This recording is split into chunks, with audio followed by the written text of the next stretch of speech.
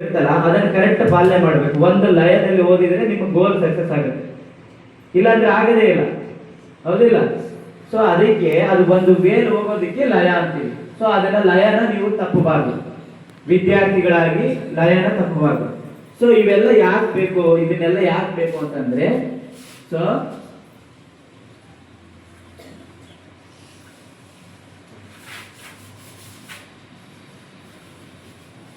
ಈಗ ಏನಾಯ್ತು, ಆಕ್ಟರ್. ಈ 5 ಅಂಶಗಳನ್ನ ನೀವು ಒಳಗೊಂಡಿದ್ರೆ ನೀವು ಒಬ್ಬ ಆಕ್ಟರ್ ಆಗಕ್ಕೆ ಸಾಧ್ಯ. ಆಕ್ಟರ್ ಅಂದ್ರೆ ಬರೀ ರಂಗಭೂಮಿಲಿ, ಥಿಯೇಟರ್ ಅಲ್ಲಿ ನಾಟಕ ಮಾಡುವಂತ ನಟ ಅಲ್ಲ. ನಿಮ್ಮ ಜೀವನ ಶೈಲಿಯಲ್ಲಿ ನಿಮ್ಮದೇ ಆದ ಧೈರ್ಯದಿಂದ, ನಿಮ್ಮದೇ ಆದ ನಂಬಿಕೆಯಿಂದ ನೀವೇನ್ ಅನ್ಕೊಂಡಿರ್ತೀರಲ್ಲ, ಗೋಲ್, ಉದ್ದೇಶ, ಅದನ್ನ ಸಕ್ಸಸ್ ಮಾಡ್ಕೋತಿರಲ್ಲ. ಜೀವನ ಎಂಬ ಚಕ್ರದಲ್ಲಿ ನೀವೊಬ್ಬ ನಟರೆ, ವಿದ್ಯಾರ್ಥಿಗಳು ಒಬ್ಬ ನಟನೆ. ಜೀವನ ಅಂತ ನಡೆಸ್ಕೊಂಡು ಹೋಗ್ತಿರ್ತಾರಲ್ಲ, ನೀವೀಗ ಮುಂದೆ ಆಗ್ತೀರಿ.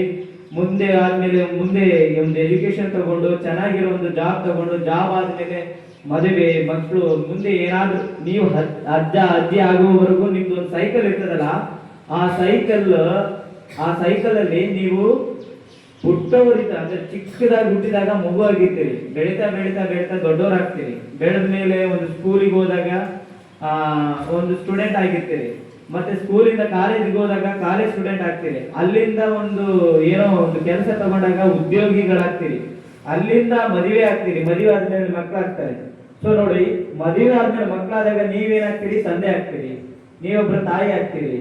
ಹಂಗೆ ಒಂದೊಂದೊಂದೊಂದು ಜೀವನದಲ್ಲಿ ನೀವು ಜೀವನ ಎಂಬ ನಾಟಕದಲ್ಲಿ ನೀವೊಬ್ಬ ಪಾತ್ರಧಾರಿಗಳೇ. ಓಕೆನಾ? ನೀವೆಲ್ಲರೂ ಮುಂದೆ ನಾಟಕದಲ್ಲಿ ಪಾತ್ರಧಾರಿಗಳೇ ಆಗ್ತಾ ಆಗ್ತಾ ಆಗ್ತಾ ನಾಟಕನ ಎಂಡ್ ಯಾವಾಗ ಆಗ್ತೀರ ಅಂದ್ರೆ, ನೀವು ಮುದಿ ವಯಸ್ಸಾಗಿ ಇನ್ನೇನು ಸಾಯ್ಬೇಕಂತಿರ್ತೀರಲ್ಲ, ಅವಾಗ ಎಂಡ್ ಆಗುತ್ತೆ. ನಿನ್ ಮಕ್ಕಳು ಮತ್ತೆ ಸೇಮ್ ನಿನ್ನ ಜೀವನ ಚಕ್ರದಲ್ಲಿ ನೀವ್ ಏನ್ ಮಾಡೋಗಿರ್ತಾರಲ್ಲ, ಆ ಚಕ್ರದಲ್ಲಿ ಮತ್ತೆ ನಿನ್ನ ಮಗ, ನಿನ್ನ ಮಗಳು. ಈಗ ವಿಜಯ್ ಸರ್ ಹೇಳ್ತಾರೆ, ಅವರು ಕ್ಲಾಸ್ ಮಾಡ್ತಾರೆ. ಸರಸ್ವತಿ ಮೇಡಮ್ ಅವರು ಒಂದು ಸಾಂಗ್ ಹೇಳ್ತಾರೆ. ರೆಡಿನಾ ಎಲ್ಲರೂ?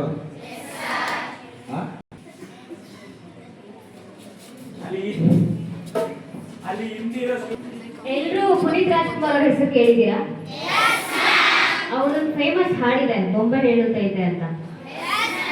ಸೊ ನಾವು ಶಾಲೆಗೆ ಬಂದಿರೋದ್ರಿಂದ ಮನೆಯೇ ಮೊದಲ ಪಾಠಶಾಲೆ ಅಂತ ಹೇಳ್ತಾರೆ, ತಾಯಿಯೇ ಮೊದಲ ಗುರು ಅಂತ ಹೇಳ್ತಾರೆ. ಸೊ ಅದೇ ಒಂದು ರಾಗದಲ್ಲಿ ತಾಯಿ ಬಗ್ಗೆ ಒಂದು ಹಾಡು ಹಾಡ್ತೀನಿ, ಹೇಳಿ.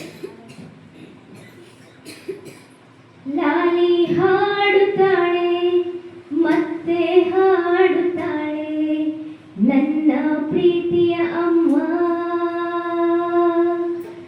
ಲಾಲಿ ಹಾಡುತ್ತಾಳೆ ಮತ್ತೆ ಹಾಡುತ್ತಾಳೆ ನನ್ನ ಪ್ರೀತಿಯ ಅಮ್ಮ. ಕೈ ತಂದು ಕೊಟ್ಟರೆ ನೀನು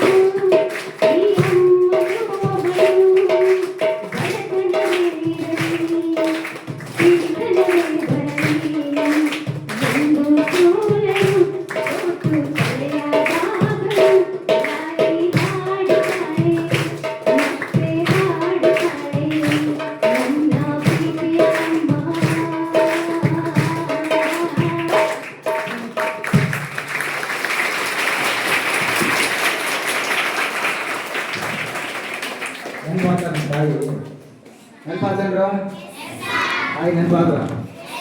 ಈಗ ಸದ್ಯ ಯಾರಲ್ಲಿ ನೋಡ್ತಿದ್ರಿ ನಿಮ್ಮ ತಾಯಿನ? ಯಾರಲ್ಲಿ ನಿಮ್ಮ ತಾಯಿನ ಕಾಣ್ತಿದ್ರಿ ಇಲ್ಲಿ ಮೊರಾರ್ಜಿ ಸ್ಕೂಲಲ್ಲಿ? ಟೀಚರ್ಸ್ ಅಲ್ಲಲ್ವಾ? ಈಗ ಅವರು ನಿಮ್ಗೊಂಥರ ತಾಯಿ ಅಲ್ವಾ? ಡೆಡಿಕೇಟ್ ಮಾಡಿದಾಗ ಅಂತ ಟೀಚರ್ಸ್ಗೆ ಆಮೇಲೆ ಕೇಳಿ ಖುಷಿ ಆಯ್ತಾ ಟೀಚರ್ ಅಂತೀವಿ. ಓಕೆನಾ?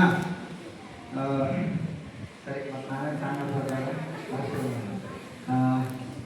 ಈಗ ನಾಟಕ ಮಾಡೋಕ್ಕಾಗಲಿ, ಸಿನಿಮಾಗಳು ಮಾಡೋಕ್ಕಾಗಲಿ, ಮತ್ತು ನೀವು ಓದೋಕ್ಕೂ ಕೂಡ ನವರಸಗಳು ಬೇಕು. ನಿಮಗೆ ಗೊತ್ತಿಲ್ಲ ಅಷ್ಟೇ. ಈಗ ನೀವು ಓದೋದು ಈ ಟೆಕ್ಸ್ಟ್ ಬುಕ್ಕಲ್ಲಿ ಯಾವುದಾದ್ರೂ ಒಂದು ಪದ್ಯನೋ ಅಥವಾ ಪದ್ಯನೋ ನೀವು ಓದೋದಕ್ಕೂ ಟೀಚರ್ಸ್ ಓದೋದಕ್ಕೂ ತುಂಬ ವ್ಯತ್ಯಾಸ ಇರುತ್ತೆ. ಯಾಕಂದರೆ ಅವ್ರಿಗೆ ನವರಸಗಳ ಬಗ್ಗೆ ಐಡಿಯಾ ಇದೆ. ಆ ರಸಗಳನ್ನೆಲ್ಲ ಹಾಕ್ಬಿಟ್ಟು ಅವರಲ್ಲಿ ಓದ್ತಿರ್ತಾರೆ. ನಿಮ್ಗೆ ಅದು ಗೊತ್ತಿಲ್ವಲ್ಲ, ಅದಕ್ಕೆ ಸುಮ್ಮನೆ ಓದ್ತಾ ಇರ್ತೀರಿ ಅಲ್ವಾ? ಓದ್ತಾ ಇರ್ತೀರಾ ಇಲ್ವಾ? ಹಾಂ, ಅದಕ್ಕೆ ಇವಾಗ ನವರಸಗಳನ್ನ ಹಾಕಿ ಓದೋದು ಹೇಗೆ ಅಂತ ನಾನು ಹೇಳ್ಕೊಡ್ತೀನಿ. ಹೇಳ್ಕೊಡ್ಬೇಕಂದ್ರೆ ನವರಸಗಳು ಏನೇನು ಅಂತ ಗೊತ್ತಿರಬೇಕು. ಒಂದನೇದು ದ್ರಾಕ್ಷಿ ರಸ, ಎರಡನೇದು ನಿಂಬೆ ರಸ, ಮೂರನೇದು ಕರೆಕ್ಟವೇ ರಸ, ಅವೆಲ್ಲ ಈ ಬರೆದಿನ 9 ಇದೆ ರಸಗಳು. ಒಂದದು ಕರುಣಾರಸ. ಕರುಣಾರಸ ಅಂದ್ರೆ ಏನು? ಕಡೆ ಏನು ಕರುಣಾರಸ ಅಂದ್ರೆ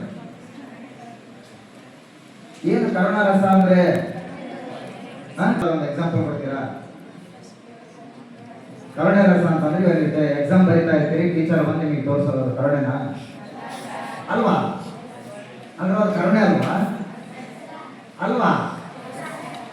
ಸರಿ, ಒಂದು ಆಕ್ಸಿಡೆಂಟ್ ಆಗಿರುತ್ತೆ ಹೊರಗಡೆ, ಹೋಗಿ ವಿಡಿಯೋ ಮಾಡ್ತಾ ಇರ್ತೀವಿ.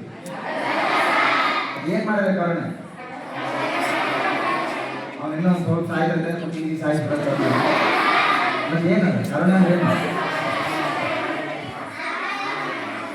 ಆಸ್ಪತ್ರೆಗೆ ನೀವು ಹೋಗ್ಬೇಕಾ? ಅವ್ರನ್ನ ಕರ್ಕೊಂಡು ಹೋಗೋದು, ಇವ್ರಂತೂ ಕರ್ಕೊಂಡೇ ಹೋದ್ರು, ಒಬ್ಬರು ಮಾತಾಡ್ಬೋದು. ನೀವು ಕುಂದಿಗೆ ಸಾಯಿಸ್ಬಿಟ್ರೆ ಅವ್ರನ್ನಲ್ಲೇ ಸಾಯಿ ನೀವು ಬಾರ ಅದೇ ಅಲ್ವಾ ಕರುಣೆ ಅಂದ್ರೆ? ಗೊತ್ತಾಯ್ತಲ್ವಾ ಕರುಣಾ ರಸ ಅಂದ್ರೆ ಯಾವುದು ಅಂತ? ಓಕೆ, ಶೃಂಗಾರ ರಸ ಅಂದ್ರೆ ಯಾವುದು? ಶೃಂಗಾರ ರಸ ಅಂದ್ರೆ ಇದೇ ಶೃಂಗಾರ ರಸ. ಇದೇನು ಶೃಂಗಾರ ರಸ? ಶೃಂಗಾರ ರಸ ಯಾವ ಹುಡುಗಿ ಅದು ಶೃಂಗಾರ ರಸ. ಅದೇ ಶೃಂಗಾರ ರಸ ಅಂದ್ರೆ ಈಗ ನಿಮ್ಮ ಸ್ಕೂಲಲ್ಲಿ ನಾಯಿನೋ ಬೆಕ್ಕೋ ಸಾಕಿರ್ತೀರ ಅಂತ ಅದು ಮುದ್ದು ಮಾಡ್ತಾ ಇರ್ತೀರಿ ಗೊತ್ತಾ? ಸುಮ್ಮನೆ ನೀವೇ ಮಾತಾಡ್ತಿರ್ತೀರ, ಅದು ಮಾತಾಡ್ತಿರ್ತಾರೆ ನಿಮ್ಮ ಜೊತೆಗೆ. ಇಲ್ಲ ಅಲ್ವಾ? ನೀವು ಮಾತಾಡ್ತಿರ್ತೀರಲ್ವಾ? ಮಾತಾಡ್ತಿರ್ತೀರ ಇಲ್ಲ? ಅದು ಶೃಂಗಾರ ರಸ. ಆಯ್ತಾ? ಒಂದು ಬುಕ್ ಪ್ರೀತಿ ಮಾಡೋದಲ್ಲ ಶೃಂಗಾರ ರಸ. ಒಂದು ಬುಕ್ನ ಪ್ರೀತಿ ಮಾಡ್ತೀರಾ ಇಲ್ವಾ? ಪೆನ್ನು ಪ್ರತಿಯೊಂದನ್ನು ಪ್ರೀತಿ ಮಾಡ್ತೀರಿ ನೀವು. ನಿಮಗೆ ಗೊತ್ತಿಲ್ಲ ಅಷ್ಟೇ, ಬರೀ ಹುಡುಗ ಶೃಂಗಾರ ರಸ. ಆಯ್ತಾ? ಭಯಾನಕ ರಸ. ಮ್ಯಾಥ್ಸ್ ಕ್ಲಾಸ್ ಅಂದ್ರೆ ಯಾರಿಗೂ ಭಯ ಇಲ್ಲ ಹೇಳಿ. ನನಗಂತೂ ಸಿಕ್ಕಾಪಟ್ಟೆ ಭಯ. ಮ್ಯಾಥ್ಸ್ ಅಂದ್ರೆ ಇಗಯ್ಯಪ್ಪ ಸರ್ವಂದ್ರ. ನನಗೆ ಅವ್ರು ಸರ್ವಂದ್ರ ಹಾಂ, ಅದು ಸರ ಇದ್ದಾರೆ, ಅವ್ರು ಕೇಳ್ತಿರ್ತಾರೆ ನಿಜ ಇಲ್ಲ ಅಲ್ವಾ? ಮತ್ತೇನು ಮಾಡ್ತೀವಿ? ಒಂದು ಮ್ಯಾಥ್ಸ್ ಕ್ಲಾಸ್ ಅಂದ್ರೆ ಭಯ ಅಲ್ವಾ? ದೇವ್ ಅಂದ್ರೆ ಭಯ ಇಲ್ವಾ? ದೇವ್ರು ಅಂದ್ರೆ ಟೀಚರ್ಸ್ ಅಂದ್ರೆ ಭಯ ಪಡಬಾರ್ದು, ಗೌರವ ಇರಬೇಕು ಅವ್ರ ಮೇಲೆ. ಭಯಕ್ಕೂ ಗೌರವಕ್ಕೂ ಭಾಳ ವ್ಯತ್ಯಾಸ ಐತೆ. ಗೌರವ ಇರಬೇಕು ಅವ್ರ ಮೇಲೆ. ಓಕೆನಾ? ಭಯ ಎಲ್ಲ ಪಡಬಾರ್ದು. ಅದೇ ಭಯಾನಕ ರಸ. ಅದ್ಭುತ ರಸ ಅಂತಂದ್ರೆ ಇದೇನು ಅದ್ಭುತ ರಸ. ಮತ್ತೆ ಯಾವ್ದನ್ನು ನೋಡ್ತಾರೆ ಹೊರಡಿ ಕೂಡ ಅದೇ ಅದ್ಭುತ ರಸ. ಯಾವುದು ಸರ್ ಅಲ್ಲ ಸರ್, ಯಾವ್ದು ಅದ್ಭುತ ರಸ